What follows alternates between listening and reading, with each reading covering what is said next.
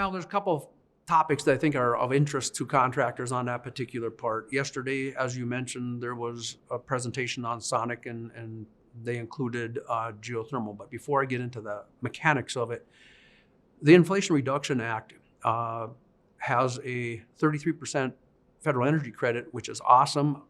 For years, NGWA has been lobbying the lawmakers saying, look, geothermal is the best kept secret out there. If you're going to try and get towards carbon neutral, as much of Europe is, there's probably no other method that I'm aware of where you can take clean energy, AKA electricity, and get more output than you have for input. Now, it depends on your water temperatures, and I won't get into the science of that, but in round numbers, you should be able to get around $3 to $4 worth of heat or cooling output for $1 worth of kilowatts as an input.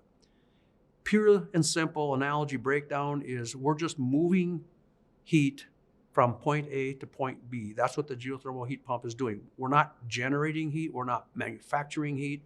We're not burning something to create heat. It's purely taking an existing lump of heat and moving it somewhere else. For people that are new to it, I'll tell them, hey, it's just like throwing a warm case of beer in the refrigerator. It's warm. The refrigerator is going to just take the electricity to run the compressor to remove the heat and move it inside the room. We didn't make the heat, it already was contained in that case of beer, and now we just move that same quantity of heat into your space.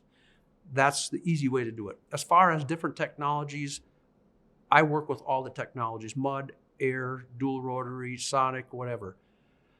And when people get into the topic of what's the best drill rig, you can't answer that until you look into your backyard and say, what does my geology dictate? And what drives the best method to install geothermal? Geology is going to drive the required equipment. I can like this rig because it's nice and shiny and it looks really neat and says it can do all these things, but then you have to back up and say, okay, is that the most efficient in my geology? And again, in our world, every driller will tell you, every time we start a new boring tomorrow, it's uncharted territory. We don't know what we're going to hit. We have an idea. You move the stake, it's going to change, better or worse, and it might dictate a change in drilling technique.